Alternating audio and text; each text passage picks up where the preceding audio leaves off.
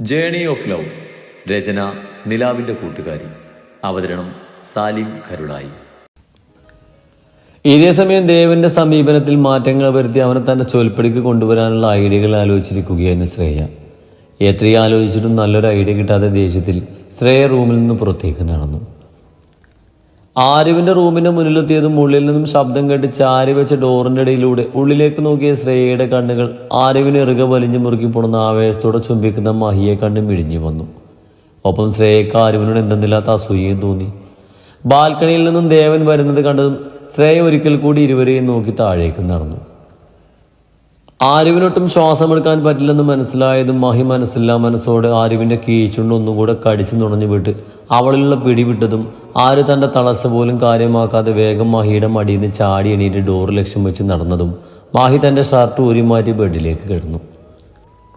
ആര് തോളിൽ നിന്നും അഴിഞ്ഞു വീഴാറായ സാരി ശരിയാക്കി സാരി തലപ്പുകൊണ്ട് കഴുത്തിലും മുഖത്തും പറ്റിയിരിക്കുന്ന വിയർപ്പ് തുടച്ച് പുറത്തേക്ക് ഇറങ്ങിയതും കാണുന്നത് തന്നെ നോക്കി നിൽക്കുന്ന ദേവനെയാണ്. ദേവന്റെ കണ്ണുകൾ ആരുവിന്റെ പൊട്ടിയ ചുണ്ടിലും നെറ്റിയിൽ പടർന്ന സിന്ദൂരത്തിലും അവളുടെ ഉളഞ്ഞുപോയ ഡ്രസ്സിലുമായിരുന്നു. ആരുവിന്റെ രൂപത്തിൽ നിന്ന് ദേവന് മനസ്സിലായിരുന്നു കാര്യങ്ങളൊക്കെ. ആരുവിനെ അങ്ങനെ കാണിയ ദേവനുള്ളിൽ വല്ലാത്ത നീറ്റൽ തോന്നി.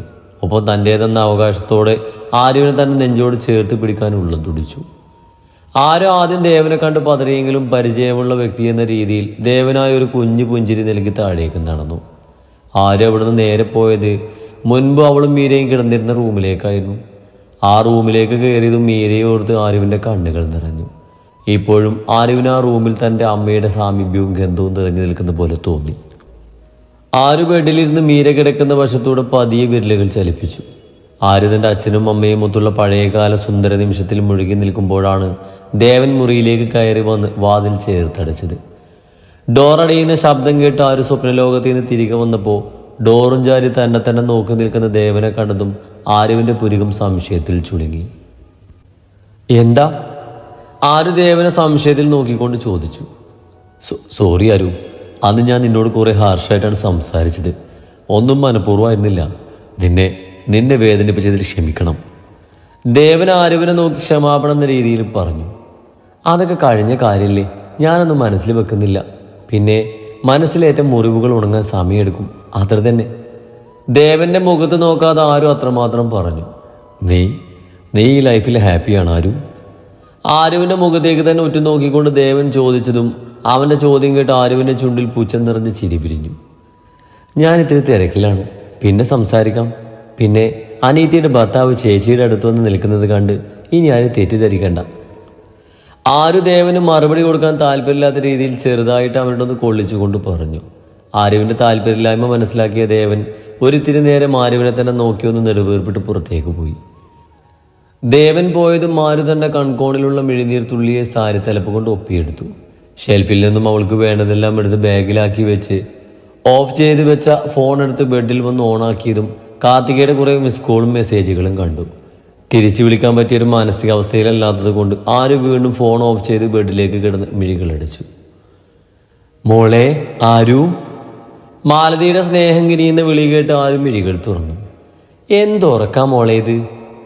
ആരുവിൻ്റെ അടുത്ത് വന്നിരുന്നു കൊണ്ട് മാലതി പറഞ്ഞു. എൻ്റെ മോള് പറ്റ ക്ഷീണിച്ചു പോയല്ലോ. എന്താ അവിടെ ഭക്ഷണമൊന്നും മോൾക്ക് പിടിക്കുന്നില്ലേ? സ്നേഹം നടിച്ചുള്ള മാലതിയുടെ പറച്ചിൽ കേട്ട് ആര് തിരിച്ചൊന്നും പറഞ്ഞില്ല. സാരല്ല, 2 ദിവസം മോൾ ഇവിടെ ഉണ്ടാകുമല്ലോ, ഞാൻ ശ്രദ്ധിച്ചോളാം. മാലതിയുടെ ഓവർ സ്നേഹം ആരുവിന് ശ്വാസം മുട്ടിക്കുന്നത് പോലെ തോന്നി. അല്ല, ഇതൊക്കെ എത്ര പവനുണ്ട് മോളെ? ആരുവിന്റെ കയ്യിൽ കിടക്കുന്ന വളയിലും സാരിക്കിടയിലായി മറച്ചിട്ടിരിക്കുന്ന താലിമാലയെടുത്ത് കൈവള്ളിയിൽ വെച്ച് അതിന്റെ കനം നോക്കിക്കൊണ്ട് മാലതി ആരുവിനോട് ചോദിച്ചു. എനിക്കറിയില്ല, ആരു തീരെ താല്പര്യമില്ലാത്ത മട്ടിൽ പറഞ്ഞു. പിന്നെയും മാലതി ആരുവിനോട് പലതും ചോദിച്ചെങ്കിലും ആരും താല്പര്യമില്ലാത്ത രീതിയിൽ മൂളി 1-2 വാക്കിൽ അവർക്കുള്ള ഉത്തരം നൽകി. ആരുവിന്റെ താല്പര്യമില്ലായ്മ മനസ്സിലായതും മാലതി ഉള്ളിലെ ദേഷ്യം അടക്കി നിർത്തി അവളെ കൂടുതൽ ബുദ്ധിമുട്ടിക്കാതെ അവിടുന്ന് പോയി. മാലതി പോയ വഴിയെ നോക്കി നിശ്വസിച്ചുകൊണ്ട് ആര് മുകളിലുള്ള മുറിയിലേക്ക് പോയി. ആര് റൂമിലെത്തുമ്പോൾ കാണുന്നത് ഷർട്ടിടാതെ ബെഡിൽ കമിഴ്ന്ന് കിടന്ന് പില്ലോയിൽ മുഖം പൂഴ്ത്തി ഉറങ്ങുന്ന മഹിയാണ്. ഇതിനു മുമ്പ് നടന്ന കാര്യങ്ങൾ ഓർമ്മയിലേക്ക് വന്നതും ആര്യവിൻ്റെ മുഖം ദേഷ്യം കൊണ്ട് ചുവന്നു. ഒപ്പം പൊട്ടിയ ചുണ്ടിന് നീറ്റിൽ കൂടിയായതും ആരും മഹിയെ ദേഷിച്ചു നോക്കി. ഒരു നിമിഷം അവളുടെ കണ്ണുകൾ മുറിവ് കെട്ടിവെച്ച മഹിയുടെ വലത് കൈയിലെത്തിയതും സ്വയം എന്തൊക്കെയോ പെറുപെറുത്ത് മാറ്റിയിടാനുള്ള ചുരിദാറും എടുത്ത് ഫ്രഷ് ആകാൻ ബാത്റൂമിലേക്ക് കയറി അവൾ. അവളുടെ ഒരു ജാട, വാ തുറന്ന് പലതും പറഞ്ഞാൽ എന്തേ സംഭവിക്കുമോ? ആരുവിൻ്റെ റൂമിൽ നിന്നും ഇറങ്ങി കിച്ചണിൽ കയറി കഴിക്കാനുള്ളതെല്ലാം ബൗളിലെടുത്ത് വെക്കുന്നതിനിടയിൽ മാലതി ദേഷ്യത്തിൽ പെറുപെറുത്തു. അമ്മ ഇത് എന്താ തനിയെ സംസാരിക്കുന്നത്? കിച്ചണിലേക്ക് വന്ന ശ്രേയ തനിയെ എന്തൊക്കെയോ പറഞ്ഞ് ജോലി ചെയ്യുന്ന മാലതിയെ നോക്കി സംശയത്തിൽ ചോദിച്ചു. ഒന്നുമില്ല, നീ ഇതെല്ലാം ഡൈനിങ് ടേബിളിലേക്ക് എടുത്തു വെക്ക്. തിളപ്പിച്ചാറിയ വെള്ളം ജഗ്ഗിലേക്ക് നിറക്കുന്നതിനിടയിൽ മാലതി ശ്രേയയോട് പറഞ്ഞു. ഞാനോ? എനിക്കൊന്നും പറ്റില്ല. ആരുമില്ല ഇവിടെ, അവളെ വിളിച്ചോ. മുൻപ് ഇതെല്ലാം ചെയ്തിരുന്നത് അവളല്ലേ? ശ്രേയ മാലതി പറഞ്ഞത് കേട്ട് ഇഷ്ടക്കേടോട് പറഞ്ഞു. ഞാൻ നിന്നോട് പറഞ്ഞതൊക്കെ ഇത്ര പെട്ടെന്ന് മറന്നുപോയ ശ്രേയ നീ? എൻ്റെ അമ്മേ, നിങ്ങൾ വിചാരിച്ച പോലെ അവളുടെ കയ്യിൽ നിന്ന് അടവിറക്കി പണം വാങ്ങാൻ പറ്റുമെന്ന് എനിക്ക് തോന്നുന്നില്ല. മാലതി പറഞ്ഞത് കേട്ട് ശ്രേയ പറഞ്ഞു. ഒന്ന് പതിയെ പറയടി, അവളെങ്ങാനും കേട്ടത് നടക്കില്ല. ഒന്നില്ലേലും അവളുടെ അച്ഛനും മമ്മിയും പറയുന്ന മണ്ണല്ലേ. അപ്പോൾ ഇത് നഷ്ടപ്പെട്ടു പോകുകയാണെന്ന് പറഞ്ഞാൽ അവൾക്ക് സഹിക്കുമോ? അതുകൊണ്ട് മിക്കവാറും അവൾ അവനോട് പറഞ്ഞ് ക്യാഷ് വാങ്ങിത്തരും. നടന്നാ കാണാം. ശ്രേയ പുച്ഛത്തോടെ പറഞ്ഞ് ബൗളെടുത്ത് ഡൈനിങ് ടേബിളിലേക്ക് നടന്നു. മാലതി പറഞ്ഞതനുസരിച്ച് മുകളിലേക്ക് എല്ലാവരെയും ഭക്ഷണം കഴിക്കാൻ വിളിക്കാൻ വന്നതായിരുന്നു ശ്രേയ. എന്നാൽ തന്നെയൊന്നും മൈൻഡ് പോലും ചെയ്യാതെ ദേവുവിൻ്റെ കൂടെ താഴേക്ക് പോകുന്ന ദേവനെ കൂർപ്പിച്ച് നോക്കി മനസ്സില്ലാ മനസ്സോട് ആരുവിൻ്റെ റൂമിലേക്ക് പോയി. പതിയെ 2 തവണ ശ്രേയ ചാരി വെച്ച ഡോറിൽ തട്ടിയെങ്കിലും ഉള്ളിൽ നിന്നും യാതൊരു പ്രതികരണവും ഇല്ലാതെ വന്നതും ശ്രേയ തെല്ലൊരു സംശയത്തോടെ ഡോറ് തള്ളിത്തുറന്ന് ഉള്ളിലേക്ക് കയറിയതും ബെഡിൽ കിടക്കുന്ന മഹിയിൽ അവളുടെ കണ്ണുകൾ ഉടക്കിയതും അവൻ്റെ അരക്ക് മേലോട് നഗ്നമായ ഉറച്ച ശരീരം കണ്ടതും അവളുടെ കണ്ണുകൾ വിടർന്നു. ബാത്റൂമിൽ വെള്ളം വീഴുന്ന ശബ്ദം കേട്ടപ്പോൾ തന്നെ ശ്രേയക്ക് മനസ്സിലായി ആരും അതിൻ്റെ ഉള്ളിലാണെന്ന്. എന്ത് ചെയ്യണമെന്ന് അറിയാതെ ശ്രേയ അവിടെ നിന്ന് മഹിയെ നോക്കി. ഉറച്ച പേശികളുള്ള അവൻ്റെ ശരീരത്തിലൂടെ അവളുടെ കണ്ണുകൾ പാഞ്ഞു നടന്നു. ഒപ്പം നേരത്തെ മഹി ഗാഠമായി ആരുവിനെ ചുംബിക്കുന്ന ദൃശ്യം ശ്രേയയുടെ ഓർമ്മയിലേക്ക് എത്തിയതും ആരുവിന് അവളേക്കാൾ നല്ലൊരു ബന്ധം കിട്ടിയതില്ല ദേഷ്യവും അസൂയയും എല്ലാം ബാധിക്കും പോലെ തോന്നി. ഫ്രഷായി തോർത്തുകൊണ്ട് മുടി തോർത്തിക്കൊണ്ട് പുറത്തേക്ക് ഇറങ്ങിയ ആരു റൂമിലേക്കുന്ന ശ്രേയയെ കണ്ട് അന്തിച്ചു.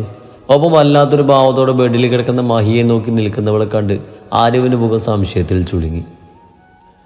നീ എന്താ ശ്രേയ ഇവിടെ? ശ്രേയയുടെ നോട്ടം ശ്രദ്ധിച്ച് ആര് ഇത്തിരി ശബ്ദം ഘടിപ്പിച്ചുകൊണ്ട് തന്നെ അവളോട് ചോദിച്ചു. അത് പിന്നെ ഞാൻ നിങ്ങളെ ഭക്ഷണം കഴിക്കാൻ വിളിക്കാൻ വന്നതാ. വേഗം വാ, അവിടെ എല്ലാവരും നിങ്ങളെ കാത്തിരിക്കുക. ആരുവിൻ്റെ തറപ്പിച്ചുള്ള നോട്ടം കണ്ട് ശ്രേയ ഉള്ളിലെ പതർച്ച മറച്ചു വെച്ചുകൊണ്ട് പറഞ്ഞു. ഞങ്ങൾ വന്നോളാം, ശ്രേയ പൊക്കോ. ആര് പറഞ്ഞത് കേട്ട് ശ്രേയ ഒരിക്കൽ കൂടി മഹിയെ നോക്കി അവിടുന്ന് പോയതും അവൾ പോയെന്ന് കണ്ടതും ആര് ദേഷ്യത്തിൽ മഹിക്കരികിലേക്ക് നടന്ന് കമിഴ്ന്ന് കിടന്നുറങ്ങുന്ന മഹിയുടെ പുറത്ത് നല്ലൊരു അടി വെച്ച് കൊടുത്തു. എണീറ്റ് പുറച്ചേക്ക് തന്നെ. മഹിയുടെ പുറം പൊളിയുന്ന രീതിയിൽ അടി കൊടുത്തുകൊണ്ട് തന്നെ ആര് ദേഷ്യത്തിൽ പറഞ്ഞതും ഉറക്കം മുറിഞ്ഞതും ശരീരം നൊന്നതും സഹിക്കവയ്യാതെ ബെഡിൽ ചാടി എണീറ്റിരുന്നു മഹി. നിനക്കെന്താടി ഭ്രാന്തായുടി? മഹി ദേഷ്യത്തിൽ ആരുവിനെ നേരെ ചീറിക്കൊണ്ട് ചോദിച്ചു. താൻ്റെ ഈ ഓഞ്ഞ ശരീരം ആരെ കാണിക്കാനാണോ താൻ ഈ ഷർട്ട് ഇടാതെ നടക്കുന്നത്? മര്യാദയ്ക്ക് ഇതിട്ട് താഴേക്ക് വന്ന് വലുത് കഴിക്കാൻ നോക്ക്. ആര് ദേഷ്യത്തിൽ പറഞ്ഞ് ബെഡിൽ കിടക്കുന്ന മഹിയുടെ ഷർട്ട് എടുത്ത് അവൻ്റെ മുഖത്തേക്ക് എറിഞ്ഞു കൊടുത്ത് ആര് താഴേക്ക് പോയതും കാര്യമൊന്നും മനസ്സിലായില്ലെങ്കിലും തൻ്റെ ഷർട്ട് എടുത്തിട്ട് മഹി താഴേക്ക് പോയി. ആര് താഴേക്ക് ചെല്ലുമ്പോൾ മാലതി ഒഴികെ എല്ലാവരും കഴിക്കാനിരുന്നിരുന്നു. ഷാരോണിൻ്റെ അടുത്തൊരു സീറ്റ് ഒഴിവുള്ളത് കണ്ട് ആരും അവിടെ ഇരിക്കാൻ ചെന്നതും അതിനു മുമ്പായി ആരുവിൻ്റെ കയ്യിലൊരു പിടി വീണതും തിരിഞ്ഞു നോക്കി ആരും കാണുന്നത് അവളെ രൂക്ഷമായി നോക്കുന്ന മഹിയെയാണ്. മഹിയുടെ നോട്ടത്തെ അവഗണിച്ചുകൊണ്ട് ആര് തൻ്റെ കയ്യിൽ മുറുകിയ മഹിയുടെ കൈയെടുത്ത് മാറ്റാൻ ശ്രമിച്ചു. എങ്കിലും മഹി അവളുടെ കയ്യിലെ പിടിവിടാതെ ഓപ്പോസിറ്റായിട്ടുള്ള ഒഴിഞ്ഞ ചെയറിൽ വന്നിരുന്ന ആരുവിനെ പിടിച്ചു വലിച്ച് തൻ്റെ അടുത്തായിരുത്തി. ഞങ്ങൾക്കിത് മതി. മാലതി ആരുവിൻ്റെ മുമ്പിലുള്ള പ്ലേറ്റിൽ ഭക്ഷണം വിളമ്പ നിന്നതും മഹിയത് തടഞ്ഞ് തൻ്റെ മുമ്പിലുള്ള ഭക്ഷണം വിളമ്പിയ പ്ലേറ്റ് ആരുവിൻ്റെ മുമ്പിലേക്ക് നീക്കി വെച്ചുകൊണ്ട് മഹി പറഞ്ഞു. എൻ്റെ കൈ മുറിഞ്ഞിരിക്കുന്നത് കണ്ടില്ലേ? നോക്കി നിൽക്കാത്ത ഭക്ഷണം വരുത്താടി ഭാര്യ. തന്നെ മിഴിച്ച് നോക്കിയിരിക്കുന്ന ആരുവിൻ്റെ ചുരിദാറിൻ്റെ ഇടുപ്പിലൊന്ന് കിള്ളി തങ്ങൾക്ക് എതിർവശത്തിരിക്കുന്ന ദേവനെ നോക്കി പുച്ഛിച്ചുകൊണ്ട് മഹി ആരുവിനോട് പറഞ്ഞു. മഹിയുടെ പ്രവൃത്തിയിൽ ആരുവിനും മറുത്തൊന്നും പറയാൻ തോന്നിയില്ലെങ്കിലും അവിടെ എല്ലാവരും ഇരിക്കുന്നത് കൊണ്ട് തന്നെ ആരൊന്നും പറയാതെ തന്നെ ദേഷ്യം പല്ലിൽ കടിച്ചു തീർത്ത് പ്ലേറ്റിൽ നിന്നും ചോറും കറിയും കൂട്ടിക്കൊടിച്ച് അത്യാവശ്യം വലിയൊരു ഉരുളയാക്കി കയ്യിലെടുത്ത് മഹിക്ക് നേരെ നീട്ടിയതും മഹി വാ തുറന്നു കൊടുത്തതും ആര് കയ്യിലുള്ള ഉരുള മഹിയുടെ വായിലേക്ക് കുത്തി കയറ്റി വെച്ച് കൊടുത്തു. മഹി ആരുവിനൊന്ന് കൂർപ്പിച്ച് നോക്കി ഒരുവിധം വായിലുള്ളത് ചവച്ചിറക്കി ആരുവിനെ നോക്കിയതും അടുത്ത വലിയൊരുള്ള കുഴക്കുന്നവളെ കണ്ട് മഹി അവളുടെ അടുപ്പിലൂടെ കൈയിട്ട് മുറുകെ പിടിച്ചതും ആര് തലചരിച്ച് മഹിയെ നോക്കി. എന്നോടുള്ള ദേഷ്യം ഇതുപോലെ തീർത്താൽ അറിയാലെന്നെ. ദേ ഇവരിവിടെ ഇരിക്കുന്നുണ്ടെന്നും ഞാൻ നോക്കില്ല, പിടിച്ചങ്ങ് ഉമ്മിക്കുവേ. ആരുവിന്റെ വയറിൽ പിച്ച് അവൾക്ക് മാത്രം കേൾക്കാൻ പാകത്തിന് മഹി പറഞ്ഞതും അവന്റെ സ്വഭാവം അറിയാവുന്നത് കൊണ്ട് ആരും നല്ല കുട്ടിയായി ആരെയും ശ്രദ്ധിക്കാതെ മഹിക്ക് ഭക്ഷണം വാരി കൊടുക്കാൻ തുടങ്ങി. ഇടയ്ക്ക് മനഃപൂർവ്വം മഹി ആരുവിന്റെ വിരലിൽ കടിക്കുമ്പോൾ അവനെ ഒന്ന് ദേഷിച്ച് നോക്കി ആര് വേഗം മുഖം തിരിക്കും. മഹിക്ക് വാരി കൊടുക്കുന്ന ആരുവിനെ കണ്ട് ദേവനുള്ളിൽ വല്ലാത്ത ബുദ്ധിമുട്ട് തോന്നിയതും എന്തൊക്കെയോ കഴിച്ചു നിവർത്തി വേഗം അവിടെ നിന്ന് എണീറ്റ് പോയി. എന്നാൽ ആരുവിനെയും മഹിയെയും ശ്രദ്ധിച്ചിരുന്ന ശ്രേയക്ക് ഇതെല്ലാം കണ്ട് ആരുവിനോടുള്ള ദേഷ്യം അതിന്റെ മൂർധന്യ അവസ്ഥയിലെത്തിയതും മാലതി പറഞ്ഞതോർത്ത് തന്റെ ദേഷ്യം കടിച്ചു പിടിച്ച് അവൾ അവിടെ ഇരുന്നു.